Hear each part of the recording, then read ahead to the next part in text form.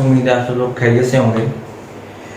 Student, last time हमने जो 2 lecture discuss किए हैं उसमें हमने न्यूटन्स के लॉज के बारे में कुछ रिव्यू किया, कुछ प्रीवियस थ्योरी को दोबारा से रिमाइंड किया और उसके अलावा हमने फ्रेम ऑफ रेफरेंस, इनर्शियल और non inertial frame of reference पे बात की। आज का हमारा जो टॉपिक है वो है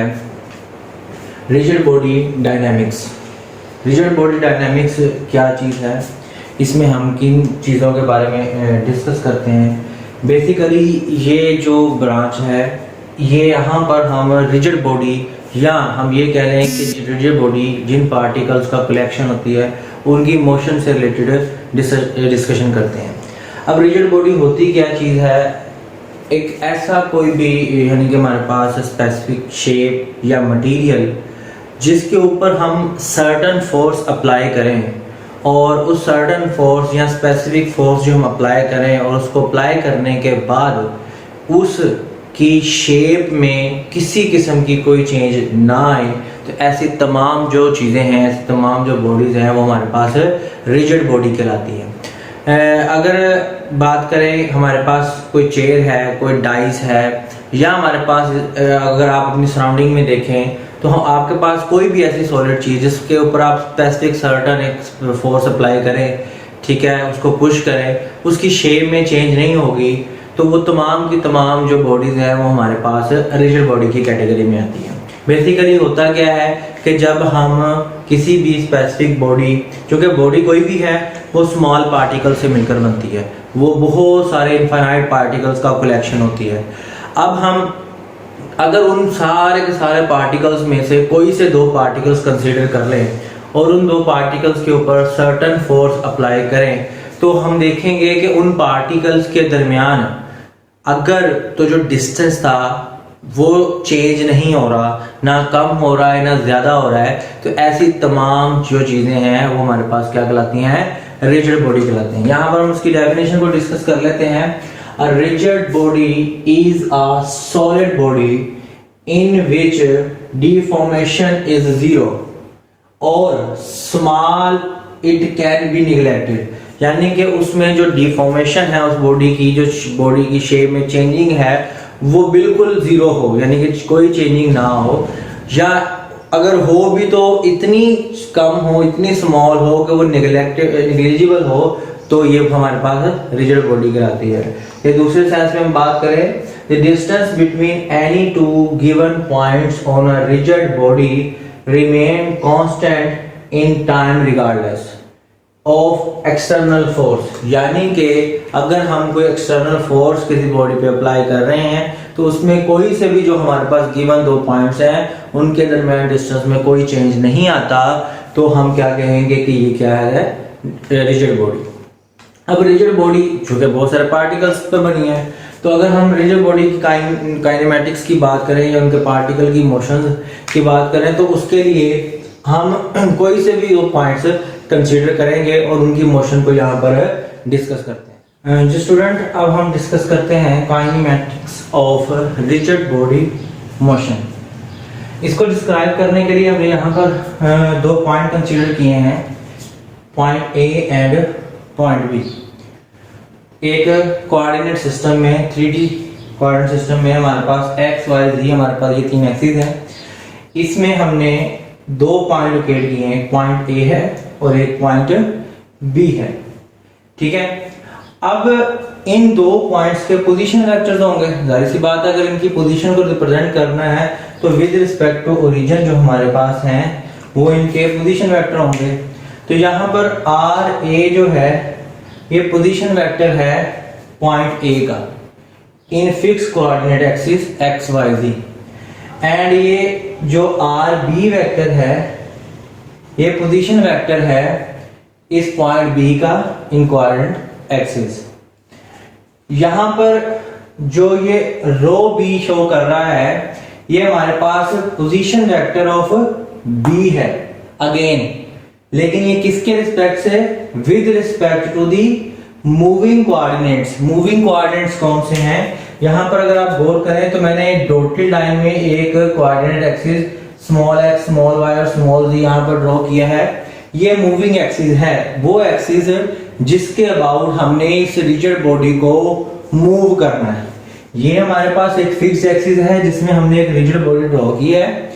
और इस फिक्स एक्सिस में रिजिड बॉडी पे 2 पॉइंट लोकेट किए हैं, और इस फिक्स्ड एक्सिस के अकॉर्डिंग हमने उनकी पोजीशन को मेंशन कर दिया है।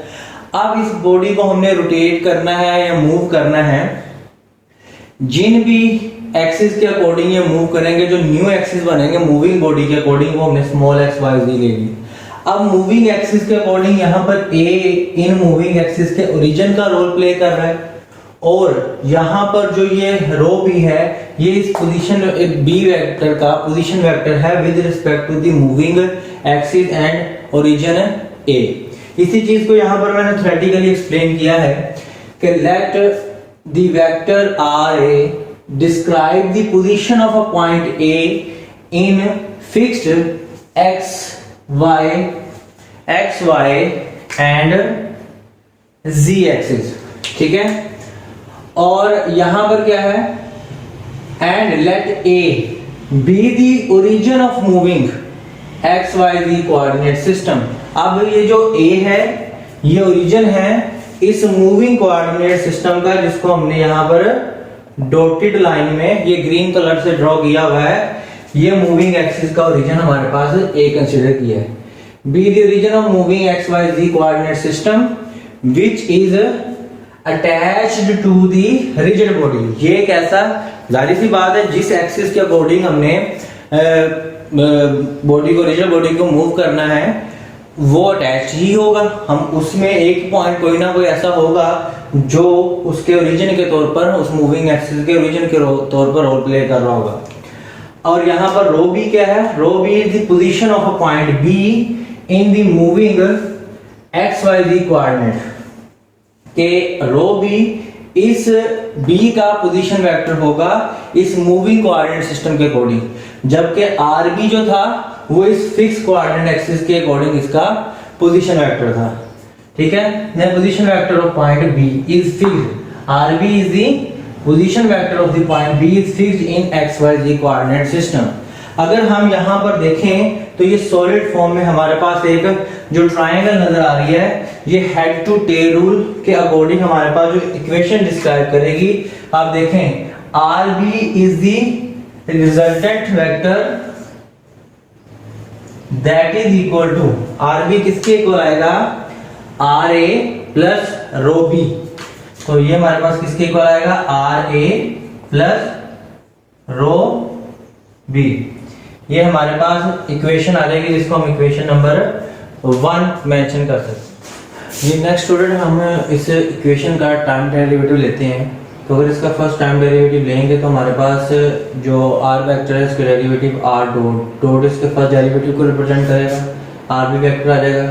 आर ए वेक्टर का डेरिवेटिव आर डॉट वेक्टर आ जाएगा। अब जैसे कि हम जो रोटेशन या मूविंग कर रहे हैं, अगर आप डायग्राम में देखें तो ये मूविंग एक्सिस बता रहे हैं कि हमारी जो रोटेशन है वो ए से बी जो वेक्टर है, जिसको हमने रो बी वेक्टर का नाम दिया है, इसके अबाउट हो रही है।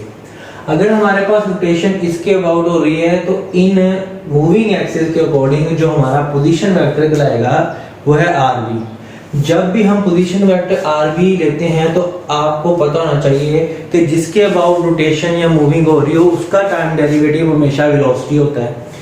अब जब हम इसका टाइम डेरिवेटिव लेंगे पोजीशन वेक्टर रो बी का, चूंकि हम यहाँ पर रोटेट कर रहे हैं तो रोटेशन में जो वेलोसिटी होती है वो होती है एंगुलर वेलोसिटी। तो यहाँ पर आप देख सकते हैं कि मैंने एंगुलर वेलोसिटी को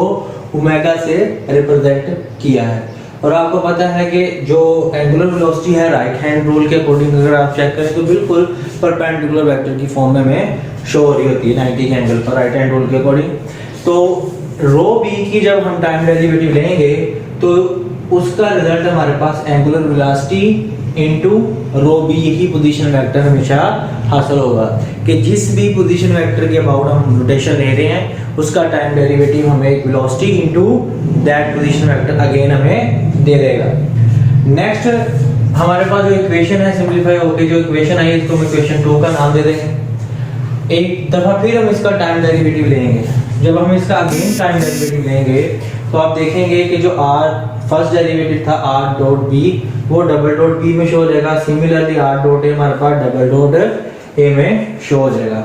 अब यहाँ पर आप देखें हमारे पास दो वेक्टर्स हैं, एंगुलर वेलोसिटी का वेक्टर भी है और यहाँ पर पोजीशन वेक्टर रो b भी एक वेक्टर है। जब इसका टाइम डेरिवेटिव लेंगे तो आपको डेरिवेटिव का रूल आना चाहिए कि यहाँ पर दो वेक्टर मल्टीप्लाई हो रहे हैं, तो इनका टाइम डेरिवेटिव जब लेना है तो हमारे पास प्रोडक्ट रूल लगेगा। तो प्रोडक्ट रूल के अकॉर्डिंग फर्स्ट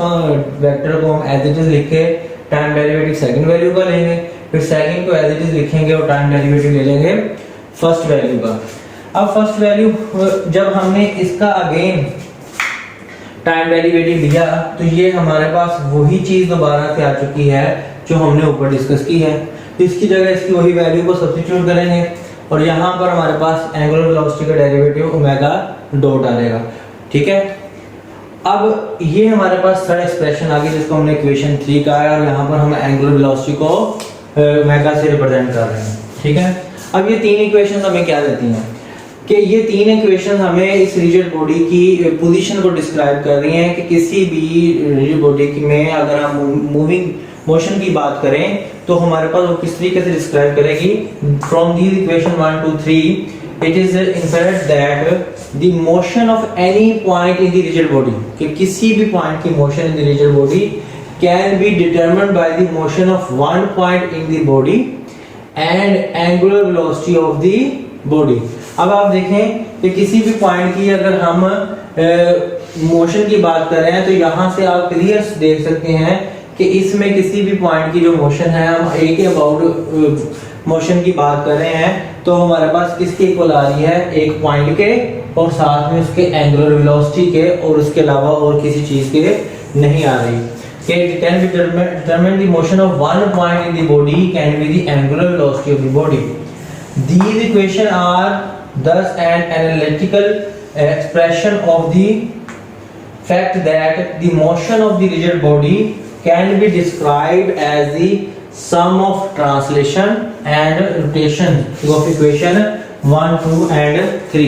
अब ये आपके पास ट्रांसलेशन का मतलब है हमारे पास स्ट्रेट मोशन, ये उसको रिप्रेजेंट कर रही है जो फिक्स्ड एक्सिस के अकॉर्डिंग है, और एंगुलर वेलोसिटी हमारी रोटेशन ऑफ मोशन को रिप्रेजेंट। ये नेक्स्ट जो हमने पीछे इक्वेशन 1, 2 एंड 3 ड्राइव की थी